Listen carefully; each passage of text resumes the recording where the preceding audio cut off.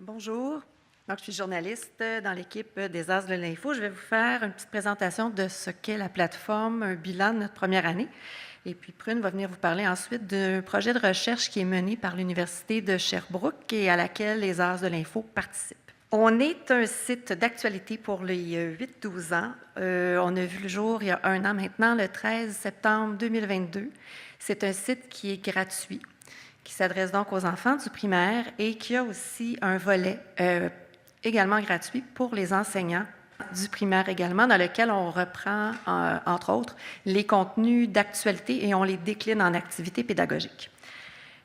On est une toute petite équipe de 6 personnes.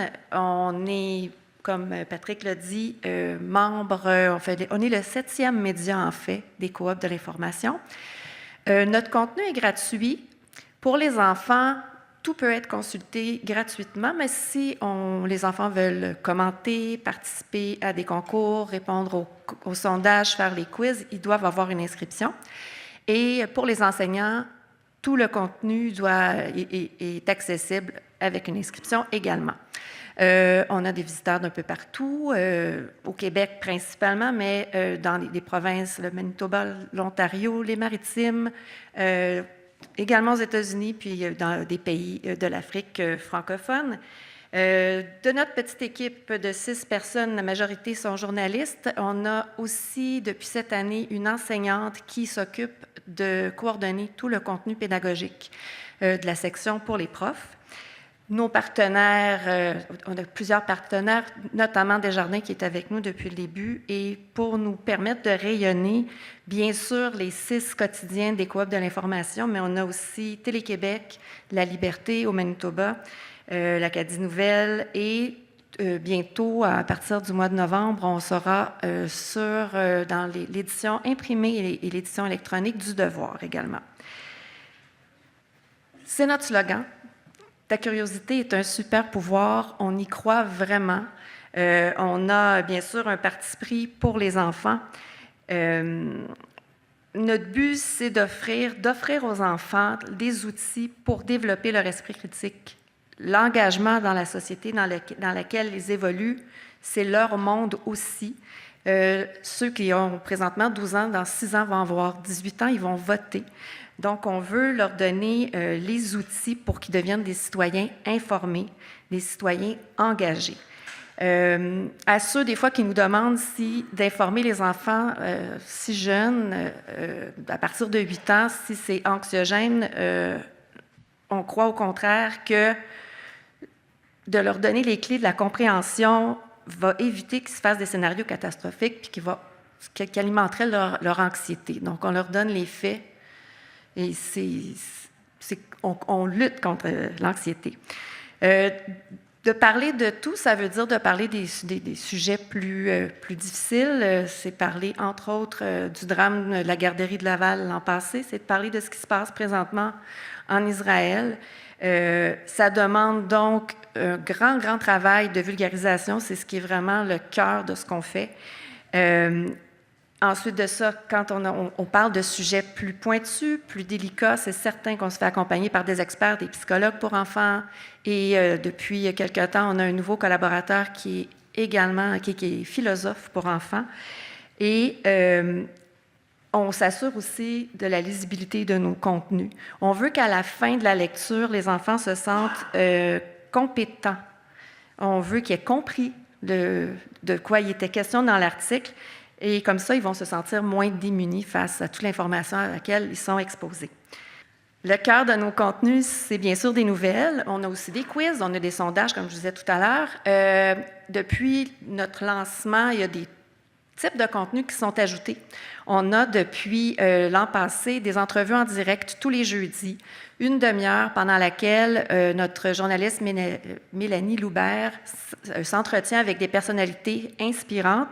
Les enfants peuvent poser leurs questions avant le direct, mais ils peuvent aussi participer en direct en laissant leurs commentaires sous l'article, puis les questions sont relayées par notre journaliste. On a aussi tout nouveau, on a un épisode, un balado, c'est le Journal des bonnes nouvelles qui a été lancé la semaine passée, dimanche. Donc, tous les dimanches, 5 minutes à peu près, 2 nouvelles qui est des bonnes nouvelles. Donc, et c'est disponible sur toutes les plateformes de balado, mais les enfants, nous, on les garde sur le site, on ne met pas des liens externes, on veut... C'est une sécurité pour les enfants puis pour les parents aussi. Donc, ils peuvent écouter la balado directement sur le site des AS.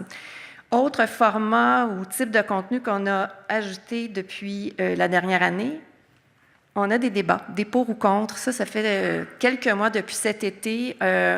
On lance un sujet, on en discute un peu dans l'article, mais ensuite, on demande aux enfants de se prononcer.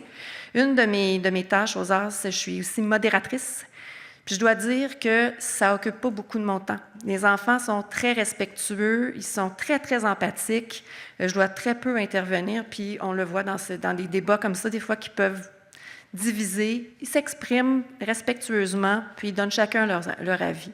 Donc, on veut les encourager à débattre de façon civilisée.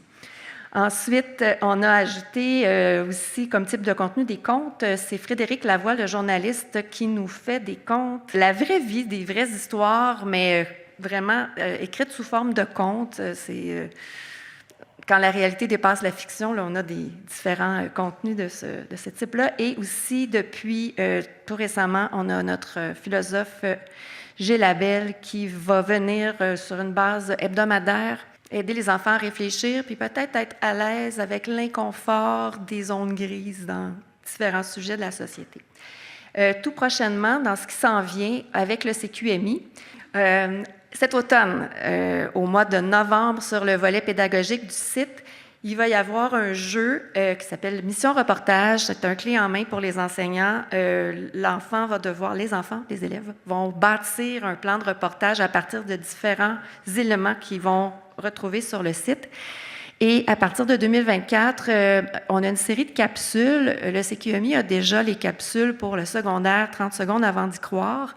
Ce qu'on produit avec eux présentement, c'est comme le petit frère. C'est avant de parler de désinformation, on va leur parler d'information de qualité et aussi du monde des médias, du fonctionnement des médias. Tout ça devrait être lancé en 2024. Et puis, il va y avoir la possibilité d'avoir des ateliers en classe et des visites. Voilà pour mon petit bout. Maintenant, Prune.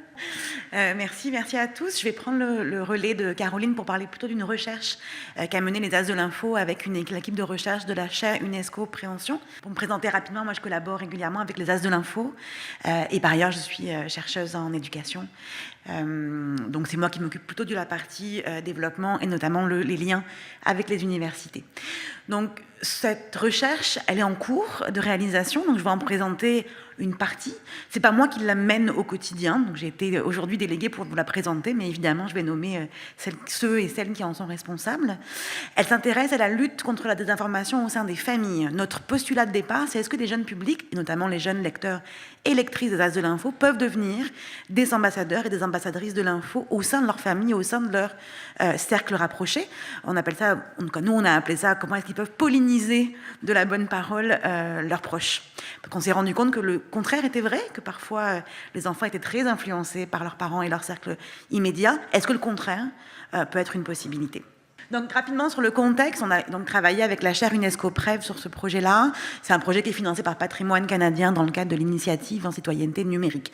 Donc c'était vraiment comment est-ce que des projets de recherche et plus généralement des projets collaboratifs de recherche peuvent soutenir les efforts canadiens en matière de citoyenneté numérique. Donc nous on est parti d'un premier postulat, en fait qui n'est pas vraiment un postulat, qui est une donnée avérée et vérifiée, qui est que l'un des facteurs de désinformation, c'est évidemment les contenus diffusés sur les plateformes numériques. Mais nous, on est parti d'un second postulat avec la chaire, qui était qu'un deuxième facteur de désinfo des jeunes publics pouvait être les milieux familiaux. Donc on a évidemment les plateformes en ligne, les réseaux sociaux, les YouTube, etc. Mais la famille, les proches directs peuvent eux aussi être des sources de mécompréhension ou des sources de parfois même de complotisme au sein des familles. On l'a vu même sur les As de l'Info, des enfants qui commentaient des choses qui nous semblaient extrêmement éloignées de la réalité. Donc ce qu'on voulait voir, c'était donc l'impact des milieux familiaux sur leur compréhension de l'information, sur leur accès aussi à l'information, sur leurs habitudes de consommation de l'information et sur leur confiance dans les sources fiables d'information et leur adhésion ou non à des théories complotistes. Objectifs de la recherche, il y en a 4. Ils ne sont pas tous complétés aujourd'hui parce que, comme je vous disais, la recherche est encore en cours. Mais le premier objectif, et qui pour nous est vraiment le cœur de la recherche, c'est documenter et comprendre l'impact des milieux familiaux sur le niveau de désinformation des jeunes publics francophones canadiens. Et un peu par effet miroir, si je puis dire, déterminer la possible existence d'un effet pollinisateur de la lutte contre la désinformation des jeunes publics au sein de leurs milieux familiaux. Est-ce que ça peut marcher dans l'autre sens, finalement ? Ensuite de ça, dans une seconde phase de recherche, on vise à outiller les pouvoirs publics pour la mise sur pied de programmes et activités de lutte contre la désinformation, ciblant les familles. Notre hypothèse, qui est une hypothèse auquel on croit beaucoup, on va se le dire, mais mettons qu'on pense encore que c'est une hypothèse, c'est que bien sûr que l'éducation aux médias doit se faire auprès des jeunes publics, mais on pense aussi qu'elle doit être doublée d'une éducation aux médias auprès des familles, parce que finalement les milieux familiaux ont un impact majeur sur la confiance des jeunes publics à l'information. Et puis enfin, dans un troisième temps, qui sera probablement plus d'ici 1 an ou 2, agir, évidemment, mettre en place des outils, élaborer des actions pour pouvoir corriger ce qu'on aura pu observer dans les premières phases de recherche. Rapidement, les responsables de la recherche, c'est sous la direction de Marie-Ève Carignan, de la chaire UNESCO-PREP à l'Université de Sherbrooke, pilotée par son collègue, le chercheur Olivier Champagne-Poirier, et la recherche au quotidien, je dirais la personne qui a les mains dans le moteur, dans le cambouis, c'est Pudence Malibabo de l'Université de Sherbrooke, qui est stagiaire postdoctorale avec nous. Et c'est une recherche qui est financée par Patrimoine Canada, mais aussi par Mitax. 3 volets à cette recherche-là. Un volet contenu, donc l'analyse des postures, intentions de communication sur la plateforme, c'est ce que je vais vous présenter aujourd'hui. C'est la phase terminée. Une deuxième phase qui est encore en cours, qui est un volet sondage. Donc on a interrogé les jeunes lecteurs et les jeunes lectrices de l'As de l'Info pour comprendre comment est-ce qu'ils recevaient l'information et puis comment ils la partageaient avec leur milieu immédiat. Et un troisième volet qui est en démarrage, qui est un volet d'entretien donc plus qualitatif. Donc on va rencontrer une vingtaine de jeunes pour essayer de comprendre plus en profondeur leur mécanique de communication de l'information auprès de leurs milieux familiaux. Donc aujourd'hui, faute de temps, et puis parce que c'est le volet le plus abouti, je vais vous présenter le premier volet, le volet contenu. Donc 8 mois de collecte d'articles sur la plateforme Les As de l'Info, ça représente 534 articles. Comme vous le voyez, avec on a vraiment uniquement pris les actes d'actualité, donc pas les éphémérides, pas les anniversaires qui peuvent avoir lieu sur la plateforme, mais vraiment l'actu avec une répartition, vous voyez, nature, environnement, santé, technologie, santé. Et on a analysé les commentaires, pas moi, Pudence, a analysé les commentaires et les réactions des jeunes avec une moyenne d'environ 11 commentaires par article. Dans les résultats, on se rend compte qu'il y a un fort degré d'implication personnelle dans les propos tenus. Les enfants vont commenter à partir d'expériences personnelles, ils vont partager leur opinion personnelle ou en quoi ça va venir les toucher directement.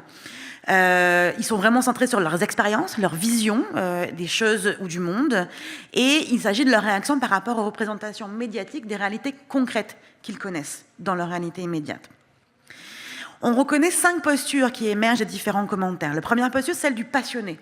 Le passionné de politique, de divertissement, de la nature ou encore des sciences et technologies. Il va partager sa passion, il va dire à quel point il se sent concerné par le contenu parce que lui-même est particulièrement intéressé par le sujet.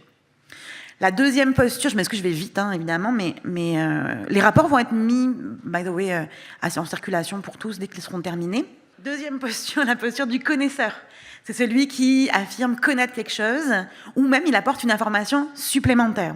Il peut mobiliser et partager une connaissance expérientielle. Par exemple, merci, j'ai regardé avec mon père, on va faire non, merci pour cet article, j'ai appris beaucoup de choses. Donc il dit, je vais compléter ma connaissance par des connaissances postérieures où je connaissais déjà des choses. La posture de l'apprenant, celui qui s'engage à mettre en application ce qu'il a appris dans l'article. Donc c'est le cas du commentaire suivant. J'ai regardé avec mon père, on va faire la recette et on a appris comment faire le bouillon. Il peut aussi avouer son ignorance, dire qu'il va se renseigner, affirmer une grande curiosité. Ensuite, on a la posture... Ok, yes. La posture d'ouverture à la différence, qui implique l'acceptation de la différence, mais aussi la reconnaissance et la promotion des droits de chaque individu. J'espère que les pompiers vont réussir à éteindre tous les feux. Ils vont seulement réussir, ce sont des professionnels. En tout cas, c'est quelque chose de très empathique. Les enfants sont beaucoup dans ce que vous me disait Caroline, beaucoup dans l'empathie et de la justice sociale. Puis enfin, la dernière posture qu'on voit émerger, c'est la posture du justicier. Donc c'est la personne usagère qui adopte cette posture, veille à la justice et prône la sanction du coupable. C'est ce qu'on voit ici. Il mérite 7 ans de prison. Dire que cet homme avait déjà été criminel, moi je dis que cela est juste. J'ai une petite anecdote que je raconte souvent parce que je l'aime beaucoup par rapport à la posture d'ouverture à la différence, voire de la posture du justicier. C'est un article qu'on avait écrit sur Navalny, donc l'opposant russe qui avait été empoisonné fort probablement sous la directive de Poutine. On expliquait qui était Vladimir Poutine, on expliquait c'était quoi, un dirigeant autoritaire. Et les jeunes lecteurs et lectrices des As de l'Info, majoritairement québécois et québécoises, c'est important pour la suite, ont beaucoup massivement commenté qu'ils trouvaient, en tout cas, ils pouvaient comprendre que Vladimir Poutine était un dirigeant autoritaire parce que s'appelant Poutine, dans le nom d'un plat en sauce, clairement, il avait dû être intimidé dans son enfance, et donc clairement, ça pouvait donner lieu à des comportements un peu agressifs une fois à l'âge adulte. Donc, on les trouve fort empathiques, on les a ramenés sur le fait que probablement que non, c'était pas ça qui s'était passé, mais qu'on trouvait ça très sympathique de leur part d'imaginer que c'était lié à une intimidation dans l'enfance, que ce monsieur était devenu pas très gentil.